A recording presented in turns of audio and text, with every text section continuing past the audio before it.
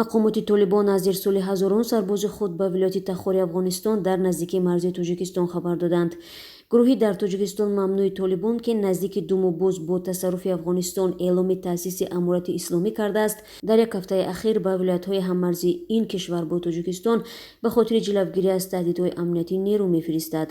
мақомоти тоҷик ирсоли ҳазорон нерӯ аз ҷониби толибонро воҳима медонанд, вале мегӯянд талошҳои гурӯҳҳои ифротӣ дар он сӯи марзро назорат доранд. забиҳулло муҷоҳид, сухангӯи толибон, рӯзи 25 сентябр дар саҳифаи твиттери худ бо нашри акси мошинҳои низомӣ ва афроди дар либосҳои низомӣ аз ҷойгузин кардани 10 000 аз нерӯҳои махсуси лашкари мансурии амурати исломӣ бо ҳадафи ҷилавгирӣ аз таҳдидҳои эҳтимолӣ дар вилояти тахор ҳаммарз бо тоҷикистон хабар додааст. лашкари мансурии амурати исломӣ бештар афродеро дар бар мегирад ки ба амалҳои маргталабона машғуланд. ҳафтаи гузашта толибон аз мустақар кардани ин нерӯ дар бадахшони афғонистон хабар нашр карда буданд.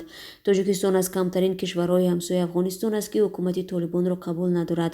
эмомалӣ раҳмон, президенти тоҷикистон, борҳо толибонро барои амалкардҳояшон ва нодида гирифтани ҳаққи тоҷикон дар афғонистон танқид намуд. мақомоти тоҷик низ ҷонибдории худро аз ҷабҳаи муқовимат, ягона нерӯе ки дар вилояти паншер алайҳи толибон ҷанг мекунад, пинҳон накардааст. аз ин рӯ бархе аз коршиносон талошҳои толибонро дар марзи тоҷикистон маҳз ба мавқеи ин кишвар рабт медиҳанд. як мақоми нерӯҳои марзбонии тоҷикистон дар вилояти бадахшон рӯзи 26 сентябр бо шарти зикр нашудани номаш гуфт ки хабари ҳазорон нерӯ воҳима аст, вале онҳо он чиро ки дар он сӯи марз мегузарад бо ҷиддият пайгирӣ доранд. то ҷое мо медонем ҳазорон нафар наомадааст, вале агар 10 нафар ҳам ҷамъ шавад, мо ҳамчун таҳдид қабул мекунем ва омода мешавем. марзбонони мо ба воҳимаву дурӯғ ҳам дода намешаванд ва ҳақиқатро дида амал мекунанд, гуфт ӯ.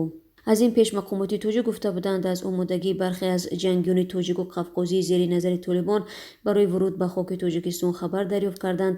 толибон ин гуфтаҳоро рад карданд ва гуфтанд ба ҳеҷ гурӯҳе иҷоза намедиҳанд ки аз қаламрави афғонистон вориди хоки кишвари ҳамсоя шаванд. ба ҳарфи толибон дар тоҷикистон мақомот зоҳиран бовар надоранд ва тақвияти марзро ба маротиб пурзур кардаанд.